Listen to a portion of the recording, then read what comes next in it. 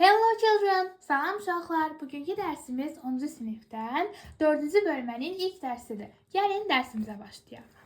Deməli, bugünkü dərsimizin mövzusu ekoloji problemlərdir və ilk tapşırıqda başlayaq. İlk tapşırıqda biz də buradakı ekoloji problemlərin altdakı yazıları oxuyub, sonra ona öz fikrimizi, bu problemlərə öz fikrimizi və onları necə həll edə bilərik, onları deməyimizi xahiş edir. Mən sizlər üçün bu adda gördüyünüz bu yazıların hamısını oxuyacağım, amma o fikirləri isə siz ya yorumlarda, ya da ki məktəbdə müəlliminizə bildirərsiniz. İndi isə gəlin tərcümə ilə başlayaq. Deməli, videonu yaxınlaşdıram ki, daha yaxşı görəsiniz. Excessive noise damages hearing. Please keep away from loud, noisy activities and places. Deyir ki, buradakı excessive sözünə fikir verin. Excessive həddindən artıq deməkdir.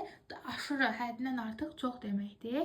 Həddindən artıq səs sizin eşitməyinizə ziyan vurur. Zəhmət olmasa uca səs-küylü yerlərdən, məkanlardan və aktivitelərdən uzaq durun deyir burada. İkincidə isə uşaqlar, bir də bunlar sizə 11 sinifdə imtahan verəcəksiniz. Orada sizdə paraphrasing, yəni bir cümlədəki ən azı 2 sözü dəyişin deyilir. O tapşırıqda da xeyri olacaq bu sözləri öyrənməyiniz. İkincidə isə deyir ki, don't use artificial flowers because they are made from plastic. Instead, plant some flowers. Deyir ki, suni güllərdən istifadə etməyin, çünki onlar gül əkmək yerinə plastiklərdən yaradılıb. Burada isə deyir ki, war is threat for humanity. Please make peace, not war. Demək, buradakı threat təhlükə deməkdir. Deyir, müharibə insanlığa təhlükədir. Zəhmət olmasa sülh olsun, sülh yaradın, müharibə yox. Burada isə deyir ki, don't use plastic bags because they end up in landfills where they will stay forever. Burada end up, yəni bitir, qalır, o mənalardadır. Və landfill isə zibillikdir. Deyir ki, plastik çantalardan istifadə etməyin. Onlar zibillikdə olurlar, zibillikdə qalırlar və zibillikdə qalırlar hardakı sonsuza qədər.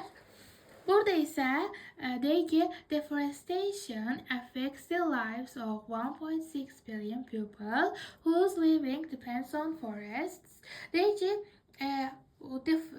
meşələsizləşdirmək, yəni ağacları kəsmək, meşələri yox etmək 1.6 milyon insanın həyatına təsir göstərir, hansı ki, təbiətdən asılıdırlar. Burada həmin o ağacların üzərində yuva qurmuş heyvanlardan, bəzən Afrikada meşələrin içində yaşayan qəbilələrdən və sairədən söhbət gedir. Sonra isə deyir ki, let's plant trees and save lives. Gəlin ağaclar əkək və həyatları qurtaraq. Burada isə deyir ki, do not buy the things that you can live without. Deyir ki, elə şeylər alma ki, sən onsuz da yaşaya bilərsən. Yəni, gərəksiz şeylər alma. Reduce the amount of waste. Burada deyir ki, waste zərər yox, bir dəqiqə, israfın waste, israfı azaltmaq lazımdır. Burada mən sizə deməyi unutmuşam. Depends, buradakı depends on sözü aslı olmaq, buradakı reduce sözü isə azaltmaq deməkdir. Bu şəkildə isə air pollution leads to serious health problems. Don't pollute the air. Deyir ki, havanın çirklənməsi ciddi sağlıq problemlərinə aparır, ciddi sağlıq problemləri ilə sonuçlana bilər. Ona görə do not pollute the air. Havanı çirkləndirməyin. Burada isə deyir ki, together we will defeat this invisible enemy. Biz bərabər bu görünməz düşməni yox edəcəyik və burada COVID-19-dan danışılıb gördüyünüz kimi. Buradakı bütün sözlərin mənasını dedik. Elə buradakı sözlərin mənasından istifadə edərək ikinci tapşırığı yazacağıq. İkinci tapşırıqda isə sözlərin düzgün definition'un açıqlamasını edəcəyik və bilirsiniz ki, 9-10 bu videonun 10 siniflər izləyir. Mən özüm də 9-am. 9-un imtahanında, həm də 10 və 11 sinifin imtahanında da bəzi sözlərin açıqlamalarını sizdən soruşurlar. Həm də sözləri də təbii ki, hardan seçirlər? Dərsliklərdən seçirlər. İsə bura baxırıq. Excessive nə idi? Həddindən artıq. Deməli, nə olacaq? Too much A variantı. Sonra isə burada var artificial. Artificial nə demək idi? Suni. Yəni B variantı olacaq. Made or produced to copy something. Natural, not real. Deyir ki, real olmayan təbii bir şeyin takmasını yaratmaq, istehsal etmək. Yəni saxtasını yaratmaq, istehsal etməkdir. Üçüncüdə isə threat təhlükə deməkdir. A possible danger, mümkün təhlükə. Dördüncüdə isə end up demək, nəysə bir şey xüsusi bir yerdə bitir. Elə burada da elə yazıb. Finally, bir yeni particular place, nəhayət xüsusi bir yerdə olmaq. Beşincidə isə depend on somebody or something, kimdənsə və yaxud nədənsə asılı olmaq, frazoloji ifadədir və burada isə cavab B olacaq. Need to support or someone or something in order to exist. Deyir ki, həyatda olmaq üçün, mövcud olmaq üçün kimdənsə və yaxud nədənsə asılı olmaq. Reduce isə azaltmaq deməkdir. Burada make something less or similar in size, quantity, price, ölçüdə, qiymətdə və keyfiyyətdə nəyisə azaltmaq, daha az etmək. 7-də isə lead to something, yəni sonda nəyisə olması, filan nəticə ilə sonlanması deməkdir. Have something as a result, nəticə olaraq nəyinsə olması. Invisible, görünməz deməkdir. That cannot be seen, görünməyən. Elə bu tapşırıqdan istifadə edib sizə lüğətimizi təqdim etmək istəyirəm. Sözlərin mənasını bu lüğətdən əldə edə bilərsiniz uşaqlar. Deməli, son bir dəfə də deyək. Excessive oldu həddindən artıq, ölçüsüz. Artificial, suni. Threat, təhlükə, hədər. End up, sonda olmaq, nəticə ilə bitmək. Depend on somebody, something, kimdənsə, nədənsə asılı olmaq. Reduce, azaltmaq, ixtisar etmək. Lead to something, nəyəsə səbəb olmaq, gətirib çıxarmaq. Invisible isə oldu, görünməz. İndi isə ikinci tapşırığa keçək. İkinci tapşırıqda isə boşluqların yerinə, burada gördüyünüz boşluqların yerinə sözlər yazırıq. Həmin o sözləri mən burada yazmışam. Cavabları buradadır. Gəlin baxaq belə.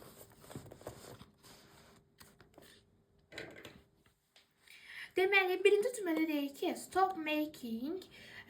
stop smoking to reduce the risk of heart disease. Sigaret çəkməyi azaltmaq, ürək xəstəliyi riskini reduce nədir? Azaldır. Birincisi deyirsək, eating too much sugar can lead to health problems. Çoxlu şəkər, şirniyyat yemək sağlıq problemlərinə səbəb ola bilər. Bu ikincidə deyir ki, Galileo used the telescope and discovered the stars that were invisible to human eyes. Galileo teleskopu istifadə edərək ulduzları, gözlə görünə bilməyən ulduzları neynədi? Kəşf etdi. İndi isə gəlin üçüncü cümləyə baxaq. Deməli uşaqlar, üçüncü cümlədə deyir ki, I took the wrong bus and ended up somewhere in Baku. Mən yanlış avtobusu götürdüm və Bakıda haradasa bitdi, nəticələndi. 4-də isə deyir ki, many languages are under threat of extinction. Deyir ki, çoxlu dillər yox olmaq təhlükəsi ilə üzləşir deyir uşaqlar. İndi isə gəlin 5-ci cümləyə baxaq. 5-ci cümləsi isə deyir ki, the food in the restaurant is completely free from any artificial colors. Restorandakı bütün ərzaqlar tamamilə suni rənglərdən azaddır. Yəni tərkibində suni rənglər yoxdur. Altıncıda isə deyir ki, he worked after classes because he didn't want to depend on anybody. O dərslərdən sonra işləyir, çünki o heç kimdənsə asılı olmaq istəmirdi.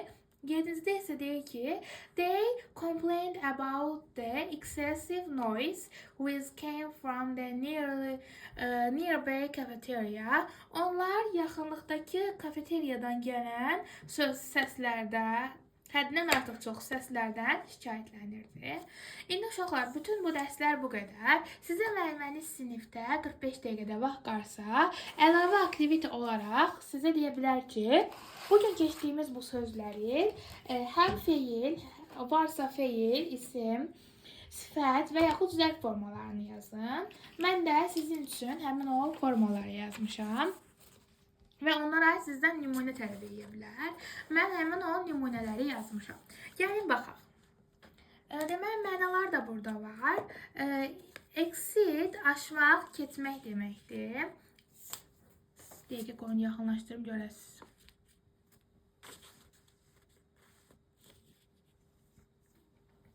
Ondan sonra isə excessive həddindən artıq deməkdir və excessively həddindən artıq dərəcədə deməkdir. Görürsünüz ki, bu sözümüzün özü excessivedir və onun özündən əlavə olaraq feil və zərf forması var. Buradakı cümlələr isə ona aid nümunədir. Məsələn, the speed on the car exceeded the legal limit. Deyir, maşının sürəti qanuni limiti keçirdi. Qanuni limitdən həddindən artıq çox idi. Excessive həddindən artığa isə she was criticized for her excessive spending. O onun həddindən artıq çox xərclərinə görə neynədi? Danlandı. Sonra isə excessively həddindən artıq dərəcədə they were excessively worried about the exam. Onlar sınaq haqqında həddindən artıq çox neynədilər?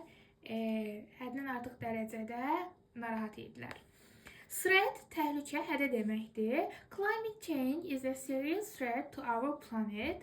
Deyək ki, qlobal istiləşmə və qlobal dəyişiklik təbiət planetimiz üçün ciddi təhlükədir. Sonra isə threaten, hədələmək, təhlükə yaratmaq. The storm may threaten the coastal towns. Deyək ki, fırtına şəhərə yaxın, mərkəzi şəhərlərə neyə bilər? Təhlükə yarada bilər. Sonra threatening, təhlükəli, hədələyici nə deməkdir? Her tone was threatening, so I stayed silent. Onun səs tonu neydi? Hədələyici və onun səs tonu hədələyici və təhlükəli idi. Ona görə neynədim? Mən sakit qaldım. Sonra isə üçüncüyə baxaq. Üçüncüdə deməli, bir dəqiqə. Üçüncüdə isə dependence və yaxud dependency asılıqdır. His dependence on smoking is unhealthy. Onun sigaret çəkməyə olan asılığı sağlam deyil və yaxud qeyri-sağlamdır. Dependent on aslı nə deməkdir? Most people depend on technology. Deyir ki, çox insan texnologiyadan asılıdır. Əslində uşaqlar, bunu mən səhv yazmışam. Çünki bu depend on feildir. Most of sifətin yox, feilindir. Ona görə necə olacaq? Yəni depend on asılı olmaq feilində 2 nümunəmiz var. Most people depend on technology. Çoxlu insanlar texnologiyadan nədir? Aslıdır və success depends on hard work. Uğur çox çalışmaqdan aslıdır. Dependent isə nə deyə bilərik?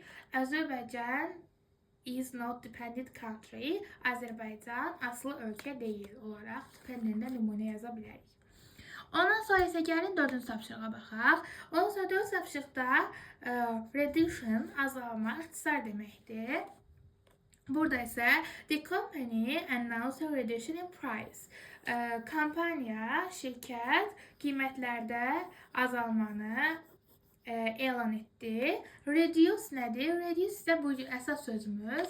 Yəni azalmaq, ixtisar etmək deməkdir və azalmaq ixtisar etmək deməkdir. You should reduce your screen time before bed. Yatağa getməzdən öncə öz ekran saatını eləməlisən, azaltmalısan. Artificial, suni əsas sözümüzdür. The flowers in the vase were artificial. Güldağındakı güllər, vazadakı güllər suni idi. Və artificially, suni şəkildə, the lake was artificially created for the nature, for the park. Park üçün göl suni şəkildə yaradılmışdı. Invisible, görünməz. The spy try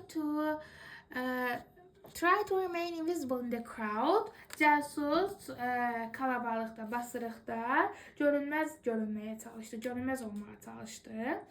Və invisibly, görünməz şəkildə.